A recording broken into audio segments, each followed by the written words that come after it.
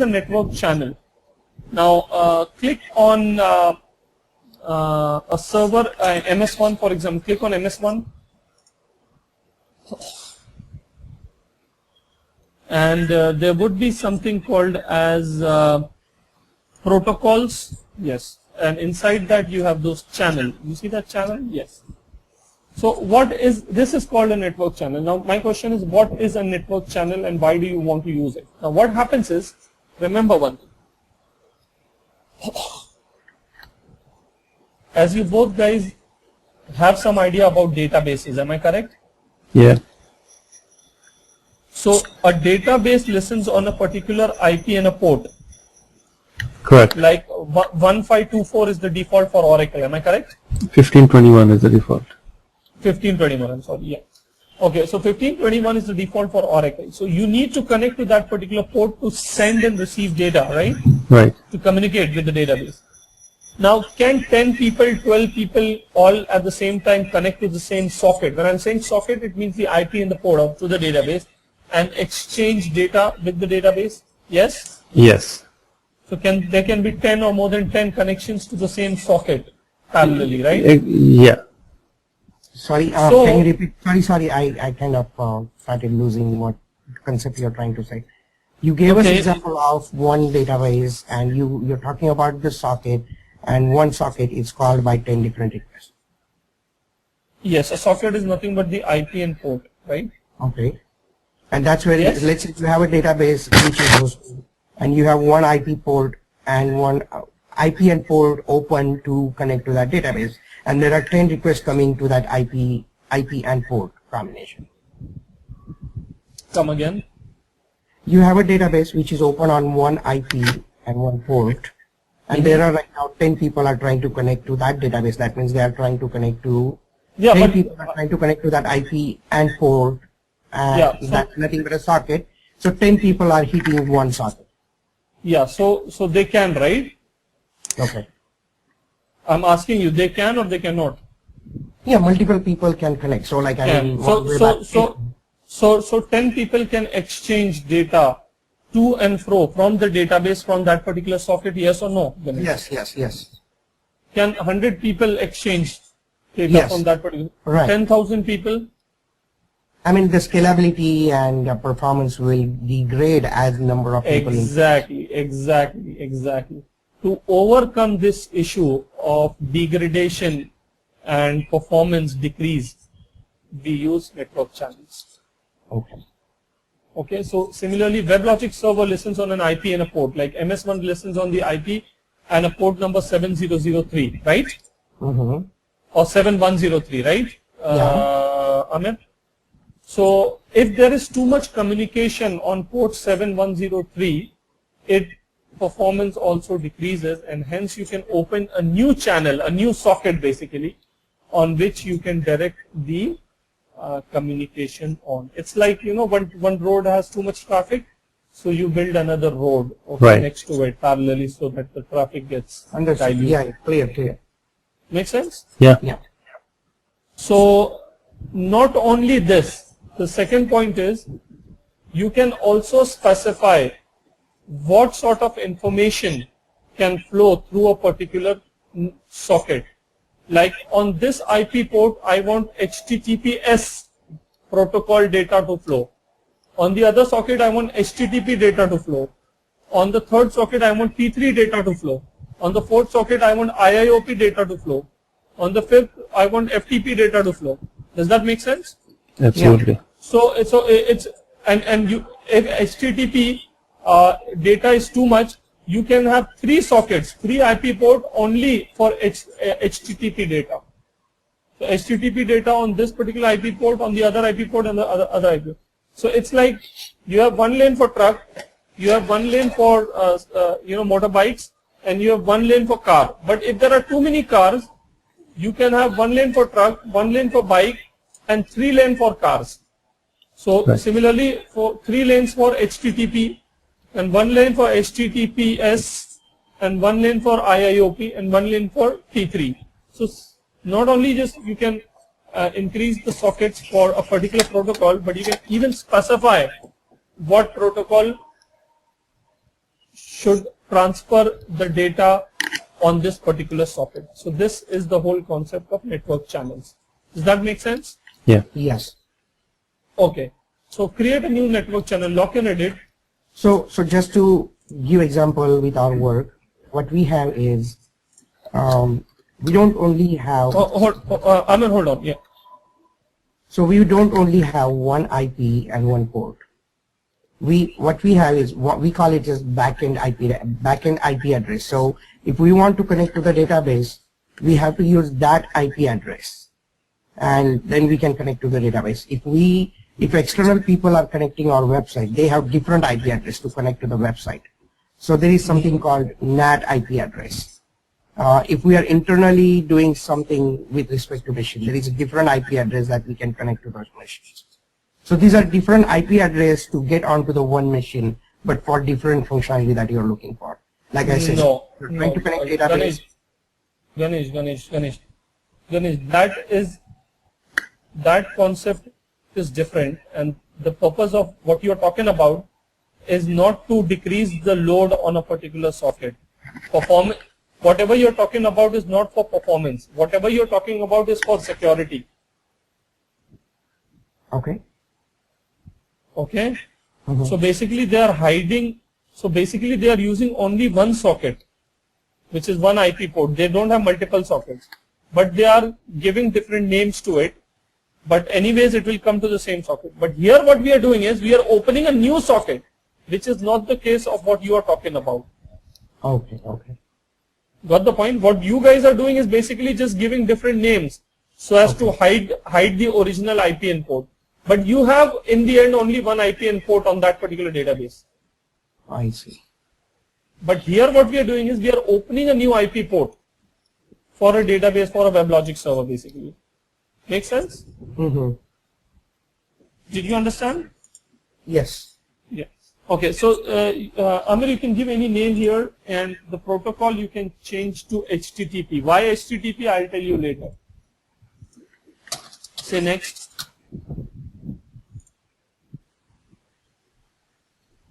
Okay. Now there is an external listen address and an external port, and there's an internal listen address, internal port. Now listen port, just change it to 7113. Yeah, and that's it. You can just say next. Wait. Go back. Hold on. You can also change. There is a listen port and there is an external listen port. So I'll tell you about that. Amir, just put the listen address as whatever you have put the listen address for MS1. Do you remember what you had kept? The IP address have you kept? Yeah. Or the DNS you had kept, WLS something like that. Show the session test application. You had hit the session test application, right? So you would have the right URL for that. Yeah, it is WLS1. Yeah. So just give WLS1.com over here. Yeah, okay. Now the listen port should be the same, Amir? No, we're creating a new channel. We are creating a new socket, right? So if you are creating the same, then what's the point? Okay. So that's if you want to create a new road, right? If you want to create a new lane, it has to be. We have to have different combination of IP and port. Okay. Yes. So that's why we chose the new port. Yeah. But what about the external? Why we care about that? I'll tell you that later. Okay. Just say next. Just say next. And that's fine. Just say next. Finish. We are not into SSL and stuff like that, but we are good. Okay, now try to hit the application. Where is the application? Yeah. Refresh, just refresh. Are you able to access the application? Yeah. Now copy the application URL, and instead of port 103, have it in a new tab, please. Okay. 7113, which is the new socket that we created. All right. Yeah, I can access it. Cool. So you saw that is why I gave HTTP, because you see the URL has HTTP port protocol. If you had changed it to T3, you would not be able to access, because they only allowed T3 protocol to communicate on that particular IP port. Does that make sense? Yeah. Nice. So this is the way you can decrease the load if at all there is too much traffic. Now what is happening is, the fact is there is too much traffic. You don't realize it, but let me tell you, if you don't have this channel, then MS1 has port number 7103, right? Yeah. Now on port number 7103, it is communicating on HTTP protocol. If you enable SSL, HTTPS protocol, and internally I told you the managed servers communicate with each other, and the managed servers also communicate with the admin server. Using T3 protocol, right? Which is the yes. So T3 protocol communication, data sending, data receiving, and huge chunks of data is flowing. You don't see that, you don't realize, but it is.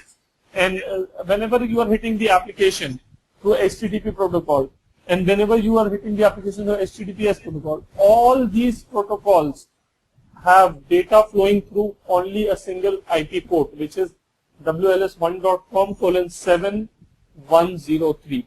So it does take load. So what you do is, the best practice, guys, is segregate T3 on a different port. So any internal communication, of course, when you are segregating T3 on a different port number for a particular managed server, it means that any internal communication, because for internal communication it will use T3 protocol, for any internal communication it will use that particular IP and port, okay, that particular socket. And the other, its original listen port will be free for servicing the client request, basically. So the first thing you want to do is remove T3 in my out live of it. application, application, what is the example of internal communication? I understand clients hitting my page, like I hit Google, but when the Google has a live application running, what is the internal communication that time? Did you not see the config.xml every 5 minutes, or whenever you make change in the admin console, get copied over to the managed server? In the managed server home directory config folder, config.xml, it gets updated, that value whatever you change, like the JVM arguments that we changed, it was showing in the managed server config.xml. Yes or no? Remember? Okay, okay. So how did it come from the admin server to the managed server? To T3 protocol. Internally, it uses T3 to do all these things. Okay, and at that time my application is still Also today we discussed deployment. So the session test.war in stage deployment gets copied over by the admin server from the admin server machine onto the managed server machine in the stage folder, right? Yes. So did you see it getting copied? No, right? But internally it did get copied because Amir showed you, right? And it pulls, I said it pulls all the resources also. So yes. all these things are happening using T3 protocol, but you don't see them. And if you have this channel open for T3 protocol, it will always go through that channel. Exactly. Okay, okay. But only thing is, I don't see this is happening during live application. If you guys are good at some network sniffer tools, I don't know, during child or age, during my studies, I would love to play with these tools. So if you guys are aware about any such tool, you can actually sniff on a particular IP port and see what sort of a data is being communicated, or the amount or size of data being communicated over a particular port. But I don't know. I mean, it's up to you guys. If you have such tool, you can do that. Probably share it with the class. But for now, you've got to believe me, okay?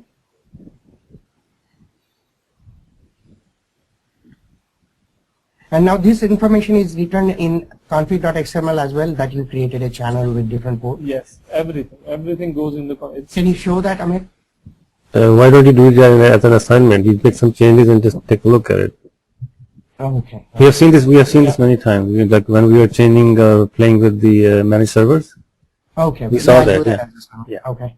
Okay. So I think we are good with network channels, and this is what Amir used for creating the virtual host, basically. Yeah. Right? Yeah, I don't believe it, Amir. Maybe I would try to do it because I have snapshots, Amir. Okay, I have snapshots. Without creating network channels, I was able to achieve virtual host. So yeah, maybe you're right. I just found some examples on the internet, so I said let me just try this, and it worked. But one thing one thing I don't understand is that I still had to use the port number. The example the guy had on the internet. No, man, listen. If you want to get rid of the port number, Yeah. it will be discussed in the next class. All right. Okay, got it. Okay? Okay. So we'll summarize for today, guys. We'll meet after 3 hours, 3.5 hours. You were saying something about that external IP address? For a channel? Yeah. Yeah, okay, for the channel, yes. See guys, the external IP address is basically, external listener address is basically see, there are two-way communication to any JVM process. One is when you hit the application, like you're connecting to a database, you give your username and password. So you are sending your username and password into the database, right? Yeah. And then there is confirmation back to the database sends you back the information. Right. Right? Yeah. So basically the database that sends back the information is your listen address and listen port.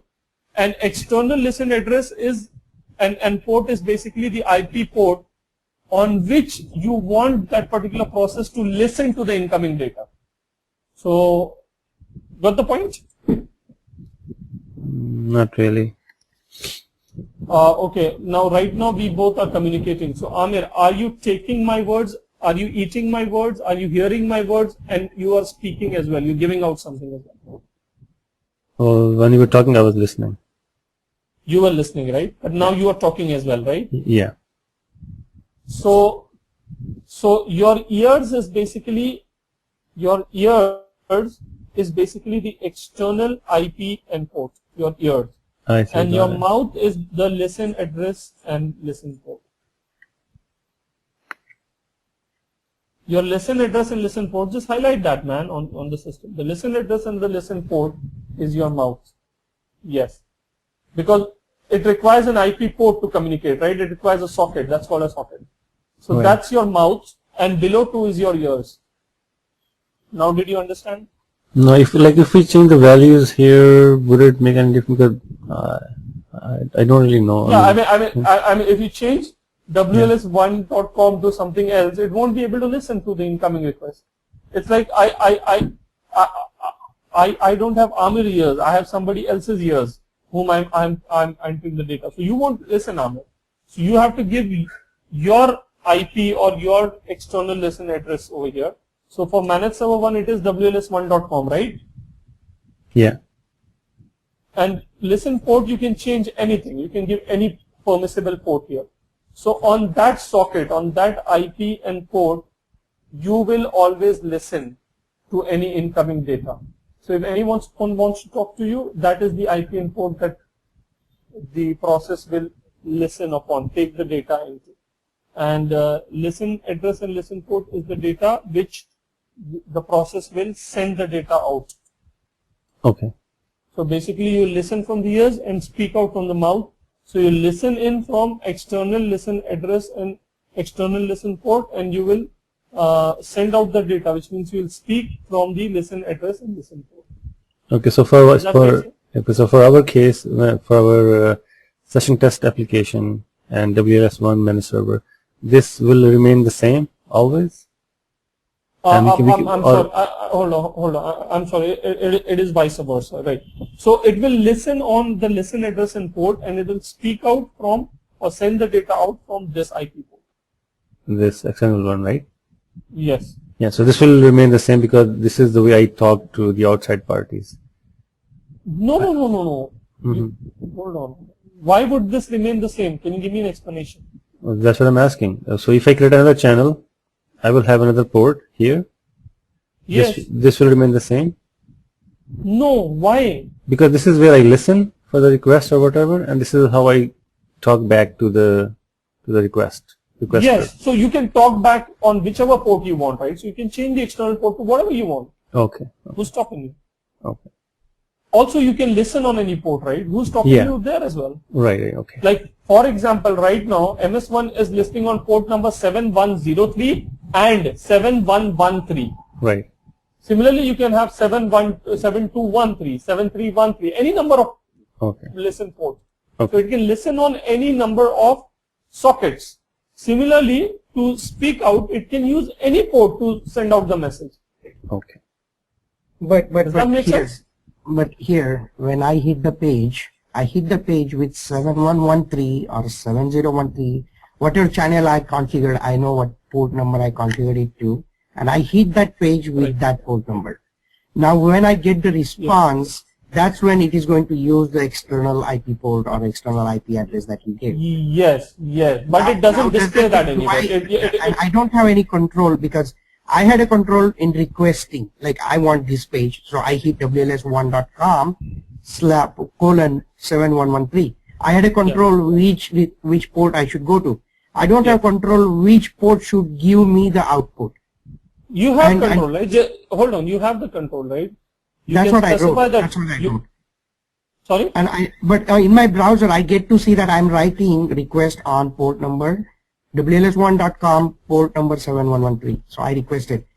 But then when it's served from different port, it is not showing me in the browser that I won't show because it's not concerning you, right? All you need is the data. Okay. So if the server wants to use whichever port it will use to send out the data, that's you can configure here. Okay.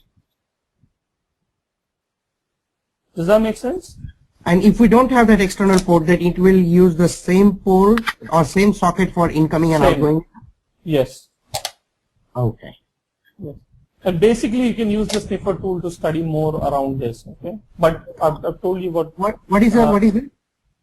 Sniffer tool, man. These are some network tools that you can use to check what data. You can specify the IP port and see what data is coming in and going out of that particular port. Okay. And briefly, can you tell me, like the work example I gave you, why they do that? Like why they have to hide? I mean, they created NAT IP address.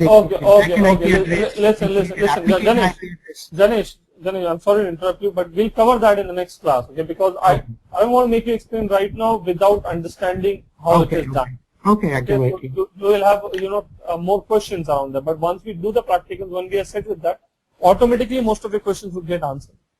Right. But as you said, it all boils down to one IP address, even though they have created like aliases for that IP addresses. Like this is your backend, this is your NAT IP, this is your external connection. Yes, the same thing you can do over here as well. You can configure the same thing. Okay. So once we are there, guys, you will be more comfortable. So I understand you got more questions now, but my concern is whatever has been covered, you guys should be good with it. Please complete all the assignments. So until you come back, which assignment we gonna go through, Amir and me? All of them, okay. But primarily go ahead with the deployment assignments that I've told you.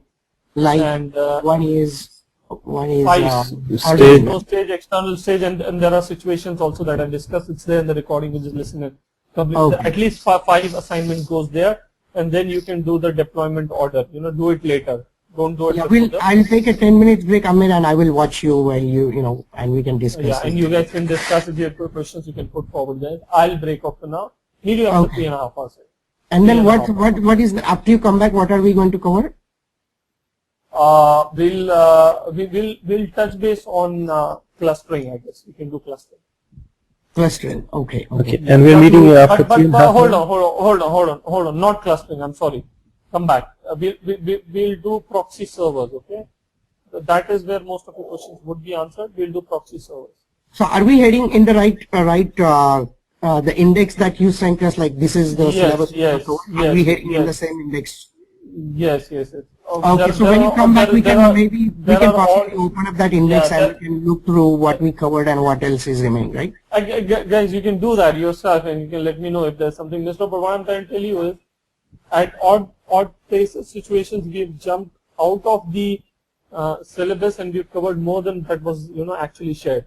So, and I rest assured there won't be anything left that is, pre-agreed upon. So, don't worry around that, okay? And we are going in the right direction. We are going according to the plan. So, once we are done with. So you're not going to put the tab like my 50 hours are over and now You may receive that email anytime. You just keep checking your mail. No. We are on course, guys. Hopefully, and good. We would hopefully complete whatever has been agreed. Good. Okay. So when are we meeting? Thank you. So when are we meeting? 3.5 hours. 3.5 3.5 hours. hours. All right, You thank leave you. me right now. Yeah. So Okay, right thank now you. my time is 9 o'clock, Amir's time is 10 o'clock. So as per my time, 12:30. 12:30. So it be, for Sheikh it will be 11 o'clock. Yes.